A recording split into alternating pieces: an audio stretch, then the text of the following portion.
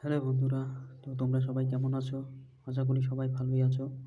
তো তোমরা জানো যে ইতিমধ্যেই ওয়েস্ট বেঙ্গল পুলিশ এবং কনস্টেবল যে নিয়োগ বিজ্ঞপ্তি সেটা প্রকাশিত হয়েছে। তো এই সময় তোমাদের আর দেরি না করে সোজাসুজি তোমাদের পড়াশোনায় মনোযোগ দেওয়া উচিত। আর ভ্যাকেন্সি অনেক বেশি আছে, আর সামনে যেহেতু লোকসভা, তো এবার সিলেকশনের চান্সও সবারই অনেকটা বেশি। যদি কেউ একটু ভালো করে মন দিয়ে পড়াশোনা করে, তো সিলেকশন চান্স তার অনেকটাই বেড়ে যায়। তো চলো দেরি না করে আজকে আমরা একটু পড়াশোনা মনোযোগ দিই। অর্থাৎ পড়াশোনা বলতে এখানে আমি ম্যাথমেটিক্সের কথা বলছি, যে ম্যাথমেটিক্সে প্রায় সবাই হিমশিম খেয়ে যায় কী পড়বে কি না পড়বে। তো যারা ডাব্লিউবির জন্য প্রিপারেশন নিচ্ছ, তাদেরকে আমি একটু ম্যাথমেটিক্সের সিলেবাস এবং কিছু কিছু টপিক সম্বন্ধে অ্যাওয়ার করে দিচ্ছি, জানিয়ে দিচ্ছি। তো চলো আমি আজকে ম্যাথমেটিক্সের যে সিলেবাস ডাব্লিউবি সেটা নিয়ে একটু আলোচনা করছি। তো আমাদের এই West Bengal police service commission এর যে ম্যাথমেটিক্স সিলেবাস, সেটা যদি ধরা যায় তো আপ টু সেকেন্ডারি লেভেল পর্যন্ত এই যে সিলেবাস আমাদের ওয়েস্ট বেঙ্গল বোর্ডের, সেই সিলেবাস অনুযায়ী প্রায় থাকে। এর থেকে কঠিন কোশ্চেন হয় না, বরঞ্চ এর থেকে আরও সোজা কোশ্চেন হয়। ঠিক আছে, তো আমরা যদি সিলেবাসের কথা বলি, তো সিলেবাসের মধ্যে ম্যাথমেটিক্সের সিলেবাসের মধ্যে এখানে থাকছে হচ্ছে তোমাদের অ্যালজেব্রা, ঠিক আছে। তারপরে থাকছে অ্যাভারেজ, যেটা তোমরা জানো অ্যারিথমেটিকের পার্ট, অর্থাৎ পাটিগণিতের বিষয়। তারপরে থাকছে ইন্টারেস্ট, যেটা কি পাটিগণিতের বিষয়। তারপরে মেনসুরেশন, মেনসুরেশন মানে হচ্ছে পরিমিতি, ঠিক আছে। তারপরে হচ্ছে পার্টনারশিপ, ঠিক আছে, পার্টনারশিপ, এটা অংশীদারি কারবার তোমরা বলো, ঠিক আছে। তারপর হচ্ছে পার্সেন্টেজ, ঠিক আছে। তারপর হচ্ছে প্রফিট অ্যান্ড লস, লাভ ক্ষতি, যেটা খুব ইম্পর্টেন্ট একটা চ্যাপ্টার, ঠিক আছে। তারপর হচ্ছে তোমার স্পিড টাইম ডিস্টেন্স, ঠিক আছে। তারপর হচ্ছে কোয়াড্রেটিক ইকুয়েশন, ঠিক আছে। তারপর হচ্ছে অ্যাভারেজ। এই জিনিসগুলোই থাকছে, যদি তোমরা এই জিনিসগুলো ভালো করে কভার করো। এছাড়াও কিছু কিছু ত্রিকোণমিতি থেকে ছোটো ছোটো কোশ্চেন অনেক সময় থাকে, ঠিক আছে। তবে এই জিনিসগুলো যদি তোমরা ভালোভাবে কভার করো, তো তোমাদের অন্য আরও কিছু সব মানে টপিক আছে, সেই টপিকগুলো তোমাদের কভার না করলেও চলবে, ঠিক আছে। তো চলো বন্ধুরা, আমরা তাহলে সিলেবাসটা ডাব্লিউপি দেখে নিলাম। এখন আমরা সেই ডাব্লিউপি সংক্রান্ত কিছু সমাধান। তো চলো বন্ধুরা, আমরা তাহলে সিলেবাসটা ডাব্লিউপি দেখে নিলাম।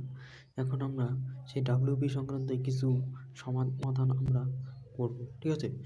তো যেগুলো বেসিক ইম্পর্ট্যান্ট কোশ্চেন, ঠিক আছে, সেই কোশ্চেনগুলো নিয়ে আমরা একটু আলোচনা করব, ঠিক আছে। তো প্রথমেই দেখো যে কোশ্চেনটা আছে সেটা হচ্ছে, বলছে যদি এক নম্বর কোশ্চেনটা দেখো, যদি 5x² + 13x + x = 0 দ্বিঘাত সমীকরণে বিদ্যয় একটি অপরটির অন্যান্য হয়, তবে কে এর মান নির্ণয় করো, ঠিক আছে। তো আমরা প্রথমে এক নম্বর কোশ্চেনটা সলভ করার চেষ্টা করব, ঠিক আছে। তার প্রথম কোশ্চেনটা কি বলছে, তো বলছে 5x² + 13x + x 0 দ্বিঘাত সমীকরণে বিদ্যয় একটি অপরটির অন্যান্য হয়, তবে কে এর মান নির্ণয় করো। তো বন্ধু আমি এখানে বলে দিচ্ছি যে আমি যে এই সলভেশনগুলো করব, সেগুলো একদম বেসিক থেকে করাবো এবং টোটাল কনসেপ্টটা আমি বুঝিয়ে দেবো, যাতে তোমরা এরকমই সিমিলার একই রকমের সমাধান তোমরা নিজের থেকেই করতে পারো, ঠিক আছে। তো এই কোশ্চেনগুলো করার মাধ্যমে তোমাদের একটা উপকার হবে কি, যে তোমরা বেসিক কনসেপ্টটা তোমাদের ক্লিয়ার হয়ে যাবে, প্লাস একই রকমের কোশ্চেন তোমরা সলভ করতে পারবে, ঠিক আছে। কারণ আমি এরকম করাচ্ছি কারণ যেহেতু পরীক্ষা খুব সামনে এসে গেছে, তো তোমরা একটু স্মার্ট প্রিপারেশন করতে হবে। তো স্মার্ট প্রিপারেশনের জন্য অবশ্যই তোমাদের একটু স্মার্ট এগোতে হবে, ঠিক আছে। তার জন্য তোমাদের আমি কোশ্চেনের সাথে সাথে কনসেপ্টটাও বুঝিয়ে দিয়ে দিচ্ছি, ঠিক আছে, যে তোমাদের আর কনসেপ্ট বুঝতে আলাদা করে পড়তে না হয়, ঠিক আছে। তো প্রথম যে কোশ্চেনটা আছে দেখো, 5x² + 13x + x = 0 দ্বিঘাত সমীকরণে বিদ্যয় একটি অপরটির অন্যান্য হয়, তবে কে এর মান নির্ণয় করো। আচ্ছা, অন্যান্য কাকে বলে? অন্যান্য কাকে বলে? অন্যান্য হচ্ছে, মানে আমরা লিখি না যে এর অন্যান্য কী হয়, 1/a, অর্থাৎ অন্যান্য হলো এটা, এর অন্যান্য 1/a, বি এর অন্যান্য 1/b। অন্যান্য মানে কি 1/, ঠিক আছে। তো অন্যান্য মানে হলো এর অন্যান্য যেমন 1/a, ঠিক আছে। তাহলে এরকমই বলছে যে দ্বিঘাত সমীকরণে একটি বীজ অপরটি অন্যান্য, তাহলে আমি একটা বীজ অপরটি যেহেতু অন্যান্য, ঠিক আছে, তাহলে একটা বীজ যদি আমি এই সমীকরণে দ্বিঘাত সমীকরণে একটা বীজ যদি আমি আলফা ধরে নিই, এটা জানলাম, একটা বীজ যদি আলফা ধরে নিই, তাহলে এরকম এই অনুযায়ী তাহলে আরেকটা বীজ কী হবে, 1/α, বুঝতে ব্যাপারটা। তাহলে একটি বীজ অপরটি অন্যান্য, তাহলে একটা বীজ যদি আমি আলফা ধরে নিই, তাহলে অন্যান্য যেহেতু বলছে অপর বীজটা, কারণ একটা দ্বিঘাত সমীকরণে কয়টা বীজ হয়, দুটো বীজ হয় আমরা জানি। দ্বিঘাত সমীকরণে কটা বীজ হয়? দুটো বীজ হয়। তাহলে একটা বীজ যদি তুমি আলফা ধরি, বলছে অপর বীজটা অন্যান্য, তাহলে এর অন্যান্য কী হবে? 1/α। তাহলে দুটো বীজ হয়ে গেল দ্বিঘাত সমীকরণ। বুঝলে ব্যাপারটা? তাহলে এবার দুটো বীজ যদি হয়, তাহলে আমরা জানি যে দ্বিঘাত সমীকরণে যদি দুটো বীজ তো আমার জানা থাকে, তাহলে সেই সমীকরণটা আমরা গঠন করতে পারি। ঠিক আছে? তাহলে দ্বিঘাত সমীকরণের সেই বীজটা যদি আমরা জানা থাকে, দুটো বীজ যদি আমার জানা থাকে, তাহলে সেখানে আমরা সূত্রের সাহায্যে কি সেই সমীকরণটা আমরা গঠন করতে পারি। তাহলে আমরা এই দুটো বীজের সাহায্যেই আমি এই সমীকরণটা, অর্থাৎ যে 1 নম্বর ইয়েটা দেওয়া আছে সেই সমীকরণটা গঠন করার চেষ্টা করব। ঠিক আছে? এই দুটো বীজের সাহায্যে। তাহলে দেখো, দুটো বীজ যদি থাকে, তাহলে আমরা জানি যে বীজ দ্বয়ের কী হয়? গুণফল। কী হয় বীজ দ্বয়ের গুণফল? c/a। অর্থাৎ এই সমীকরণটা কি দেওয়া আছে? 5x² প্লাস কি 13x plus k equal to কি 0। বুঝতে ব্যাপারটা? তাহলে এ কত? এটা a, এটা কত b, এটা কত c, কেটা c। তাহলে আমরা জানি বীজ দ্বয়ের গুণফল কী হয়? c/a। কী হয়? c/a। বুঝতে ব্যাপারটা? c/a। তাহলে এটা বীজ দ্বয়ের গুণফল। আর বীজ দ্বয়ের যোগফল কী হয়? বীজ দ্বয়ের গুণফল কী হয়? c/a। তাহলে k/5। তাহলে আলফা ইন্টু 1/α ইকুয়াল টু কত? k/5। তাহলে এখান থেকে দেখো, আমি যেহেতু আলফা অন্যান্য অবস্থা আছে, তাহলে আমরা প্রথমে বীজ দ্বয়ের গুণফল করলাম। তাহলে বীজ দ্বয়ের গুণফল হলে কী হচ্ছে? Alpha into 1/α equal to k/5। ঠিক আছে? তাহলে এখানে দেখো, এই আলফা আর এই আলফা কোন অবস্থায় আছে, তাহলে এটা কাটা যায়। তাহলে এখানে দেখো কে এর মানটা ইকুয়াল টু কী আছে? আমরা কে এর মানটা ইকুয়াল টু কী আছে? যদি এটা আমি করি, তাহলে এটা কাটা দিয়ে দিলাম, এটা কাটা, তারপরে কী থাকতেছে? 1। এখানে 1 থাকতেছে। তাহলে এবার বর্গমূল করে দিলে কী হয়? কে ইকুয়াল টু আমি কত পাচ্ছি? 5। বুঝতে ব্যাপারটা? তাহলে কে ইকুয়াল টু কত পেলাম? 5। তাহলে আমার কী নির্ণয় করতে বলছে? যে একটা বটে কে এর মান নির্ণয় করতে। কে ইকুয়াল টু কত? এনে 5 বেরিয়ে গেল। একদম সোজা অঙ্ক। বুঝতে ব্যাপারটা? তাহলে এরকমই সিমিলার টাইপের এরকম অঙ্ক আসতে পারে। বুঝতে ব্যাপারটা? ঠিক আছে? তাহলে এরকম সিমিলার টাইপের অঙ্ক কিন্তু তোমাদের আসতে পারে। খুব সোজা অঙ্ক, একটু শুধুমাত্র বুঝতে পারলেই অঙ্কটা হয়ে যায়। তাহলে কে এর মান ইকুয়াল টু কত? 5। বুঝতে ব্যাপারটা? বুঝতে ব্যাপারটা? তাহলে এবার আমরা দ্বিতীয় নম্বর কোশ্চেনটা দেখি। সেটা আপনাদের জন্য খুব ইম্পর্টেন্ট কোশ্চেন একটা। এবং কোনো শঙ্কুর ভূমির ক্ষেত্রফল 78/4 হলে, এই যে এই কোশ্চেনটা, ঠিক আছে? কোনো শঙ্কুর ভূমির ক্ষেত্রফল 78 প্লাস 4/7 বর্গ সেমি এবং তির্যক উচ্চতা 13 সেমি হলে শঙ্কুর পার্শ্বতলের ক্ষেত্রফল কত? ঠিক আছে? তাহলে এবার 2 নম্বর কোশ্চেনটা আমরা করবো। ঠিক আছে? তাহলে 2 নম্বর কোশ্চেনটা আমরা এবার করবো। 2 নম্বর কোশ্চেনটা কী বলছে? যে কোনো শঙ্কুর ভূমির ক্ষেত্রফল 78 প্লাস 4/7 বর্গ সেমি, তির্যক উচ্চতা 13 সেমি হলে শঙ্কুর পার্শ্বতলের ক্ষেত্রফল। তাহলে আমরা জানি যে শঙ্কুর পার্শ্বতলের ক্ষেত্রফল বার করতে কী হবে? পার্শ্বতলের ক্ষেত্রফল যেহেতু দেওয়া আছে শঙ্কুর, আর ভূমির ক্ষেত্রফল দেওয়া আছে, আবার তির্যক উচ্চতা দেওয়া আছে। তাহলে ভূমির যেহেতু ক্ষেত্রফল দেওয়া আছে, তাহলে ভূমির ব্যাসার্ধ তো আমি জানি না। তাহলে ভূমির ব্যাসার্ধটা আমি কী ধরে নিলাম? তাহলে আমি ধরলাম যে ভূমির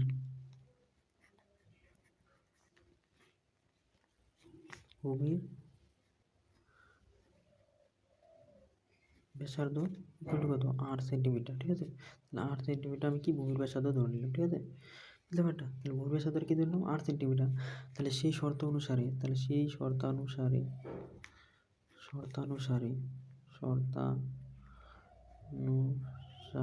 একটু লিখতে পারছি না, লিখতে একটু অসুবিধা হচ্ছে। শর্তানুসারে তাহলে কী হবে? আমরা জানি যে শঙ্কুর ভূমির ক্ষেত্রফল কী হয়? πr²। তাহলে πr মানে কি? 22/7 ইন্টু r²। বুঝতে পারটা? পাই মানে কি? আমরা জানি পাই ইকুয়াল টু কত? পাই ইকুয়াল টু 22/7। তাহলে আমরা জানি πr² ক্ষেত্রফল কী হয়? বৃত্তের ক্ষেত্রফল πr²। তাহলে শঙ্কুর যে ভূমিটা, সেটা তো একটা বৃত্তই, তাই না? তাহলে πr²। তাহলে পায়ের থেকে আমরা কি 22/7 তৈরি? πr² ইকুয়াল টু, দেখুন ভূমিতলের ক্ষেত্রফলটা কত দেওয়া আছে? 78/4/7, তাই তো? 78/4/7। ঠিক আছে? তাহলে এখান থেকে আমরা আর এর মান বের করতে পারি 78/4/7। তাহলে এখান থেকে আমরা কী বের করতে পারি? আর এর মান বের করতে পারি। ঠিক আছে? তাহলে আর এর মান এখানে কী হবে বলো তো? তাহলে তোমরা এই আর এর মান কীভাবে বের করবে? এটার সাথে এটা গুণ করবে, কারণ এটা কি প্লাস অবস্থায় আছে। তাহলে এটার সাথে এটা গুণ, প্লাস এটা ডিভাইড বাই এটা। তাহলে এখানে 7 কাটা চলে যাবে, আর এটাতে উপর দিয়ে বাই দিয়ে এটা কাটা যাবে। তাহলে আর এর মান একটা এসে যাবে। ঠিক আছে? তাহলে এটা তোমরা আর এর মানটা বের করবে। r² ইকুয়ালটা আসবে একটা, তারপরে আর এর মান এতে একটা বেরোবে। যখন আর এর মান বেরিয়ে যাবে, তো শঙ্কুর পার্শ্বতলের ক্ষেত্রফল তখন কী হবে? যে শঙ্কুর, ঠিক আছে, শঙ্কুর পার্শ্বতলের ক্ষেত্রফল, শঙ্কুর পার্শ্বতলের ক্ষেত্রে কী হলো? শঙ্কুর পার্শ্বতলের ক্ষেত্রে কী হয়? পাই আর এল বর্গ সেমি, পাই আর এল। পার্শ্বতলের ক্ষেত্রে কী হয়? পাই আর এল বর্গ সেমি, ঠিক আছে? শঙ্কুর পার্শ্বতলের ক্ষেত্রে কী হয়? পার্শ্বতল বা বক্রতলের ক্ষেত্রে কী হয়? পাই আর এল, ঠিক আছে? কী হয়? পাই আর এল, বুঝতে ব্যাপারটা? শঙ্কুর পার্শ্বতল বা বক্রতলের ক্ষেত্রে কী হয়? পাই আর এল, যেখানে এলটা কি তার ত্রিজ্যক উচ্চতা, তাহলে ত্রিজ্যক উচ্চতা দেওয়া আছে। এবার আর ওখান থেকে পেয়ে যাবে পায়ের মান বাজবে 4, কাটাকাটি করলে সেটা কী হবে? বর্গ সেমি, বর্গ সেন্টিমিটার পেয়ে যাবে। তাহলে তোমরা আর এর মানটা এখান থেকে বের করো, বের করে এটা বসিয়ে দাও, তাহলেই হয়ে যাবে, ঠিক আছে? আমি এখানে বসিয়ে দাও, হয়ে যাবে। আর যদি না হয় তাহলে আমাকে কমেন্টে জানিও, আমি পরবর্তী তোমায় করে দেবো, ঠিক আছে? তাহলে এবার চলো আমরা তৃতীয় নাম্বার যে কোশ্চেনটা আছে, 3 নাম্বার কোশ্চেনটা আছে, সেটা আমরা সলভ করবো, ঠিক আছে? 3 নাম্বার কোশ্চেনটা কী আছে? যদি বলছে এটা 3x - 2y is to x + 3y = 5:6 হলে x 2x - 5y is to 3x + 4y নির্ণয় করো। খুব ইম্পর্টেন্ট একটা অঙ্ক, ঠিক আছে? তাহলে সেটা কীভাবে বের করবে তোমরা, ঠিক আছে? তাহলে কি এটা কত নাম্বার? 3 নাম্বার, ঠিক আছে? তো সেটা কীভাবে বের করবে? দেখো কী দেওয়া আছে, না দেওয়া আছে 3x - 2y, ঠিক আছে? 3x - 2y by x + 3y, x + 3y, ঠিক আছে? ইকুয়াল কত দেওয়া আছে? 5/6 সেটা দেওয়া আছে, ঠিক আছে?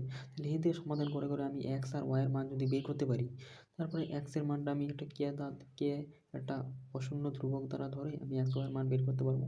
অনুপাত আকারে x y এর মান যদি প্রকাশ করি আমি, তারপরে x আর y এর মান কে অনুপাতের সাহায্যে ধরে আমরা x আর y এর মান বের করতে পারবো। সেক্ষেত্রে আমি সেই জায়গাটার মধ্যে মানটা বসিয়ে দেবো, এই জায়গাটা মানটা বসিয়ে দেবো, বাস হয়ে যাবে। ব্যাপারটা তাহলে এটা আমাকে সমাধান করতে হবে। কী করবো দেখো, তাহলে প্রথমে কি গুণ করতে হবে। তাহলে কী প্রথমে করবো? তা 6 দিয়ে কী হবে? 3x - 2y, এটা 3x 6 × x 3x - 2y equal কী হবে? 5 × কত? x + 3y, তাই তো? 5 × x + 3y, তাই তো? তাহলে যদি আমি গুণ করে দিই তাহলে কী হবে দেখো, যদি গুণ করে দিই তাহলে কী হবে? 3 6 আর কত? 18x মাইনাস কত? 6 কত? 12y ইকুয়াল টু, দেখো এটা যদি গুণ করি তাহলে কত হবে? 5x প্লাস কত? 3 × 5 = 15y, বুঝলে ব্যাপারটা? তাহলে এখান থেকে যদি আমি এক্সটা এদিকে নিয়ে আসি তাহলে 18 - 5 কত?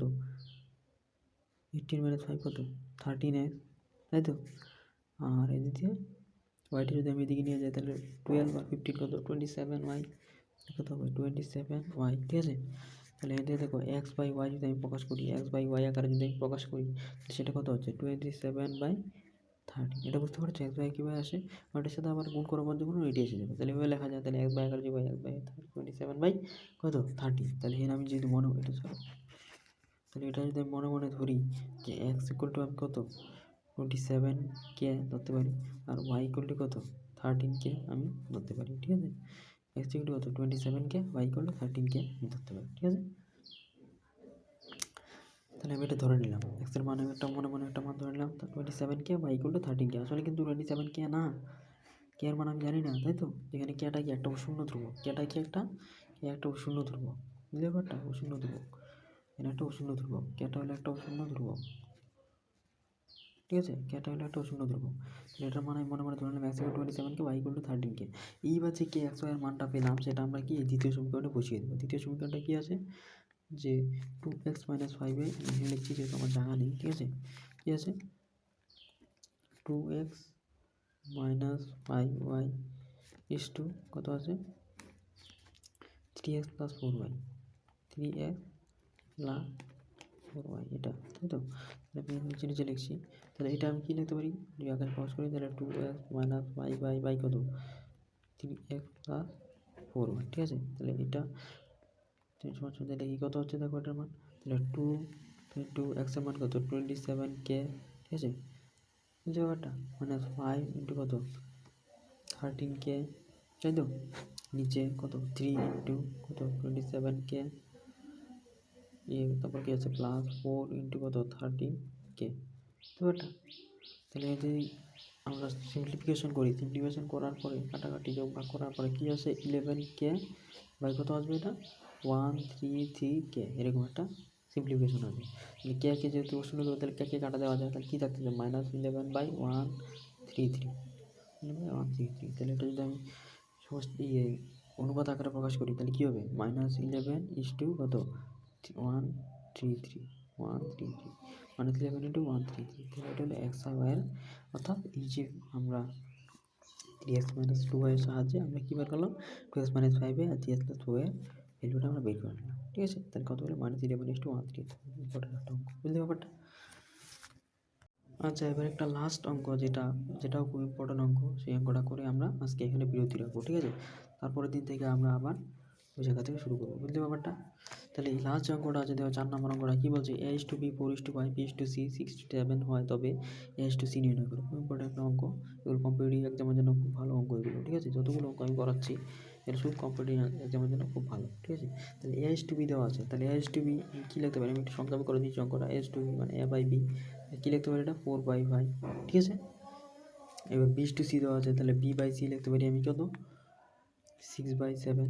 ঠিক আছে, তাহলে এবার দেখো আমি যদি এখানে করি a/b আর একটা কি b/c, তাহলে আমি যদি করি দেখো a/b, বুঝতে পারটা a/b কী করলাম, a/b ইন্টু যদি করলে b/c, তাহলে কী হচ্ছে দেখো কী হচ্ছে, তাহলে 4/5 a/b এর মান আর b/c এর মান কত 6/7। তাহলে কাটাকাটি করলে কী থাকতেছে দেখো, b কাটা যাচ্ছে, তাহলে কী থাকে এই b কাটা যাচ্ছে, তাহলে কী থাকে a/c, তাহলে কত থাকছে এখানে 424/কত 35। বুঝতে ব্যাপারটা? খুব সোজা একটা অঙ্ক, 424/35 কাটাকাটি যদি করি, এদিকে b কাটা যাচ্ছে, তাহলে a/c থাকতেছে 424/535। ঠিক আছে, তাহলে a:c কত আসে, তাহলে a:c ইকুয়াল কত 24 কত 35। বুঝলে ব্যাপারটা? খুব সোজা একটা অঙ্ক, এগুলো একটু সাধারণ ধরনের অঙ্ক, এগুলো বুঝে বুঝে একটু করতে হয়। ঠিক আছে, তো বন্ধুরা আজকে এখানেই থাক, আমার সময়ের একটু সংকীর্ণতা আছে, তো কোনো কিছু যদি তোমরা বুঝে না থাকো তো আমাকে কমেন্ট করে জানিও, আমি পরবর্তীতে তোমাদের ভালো একটা ক্লাস নিয়ে সময় নিয়ে তোমাদের এই ডাব্লিউপির আসন্ন যে পরীক্ষা সেই পরীক্ষার জন্য প্রস্তুত করতে সাহায্য করবো। ঠিক আছে, ধন্যবাদ।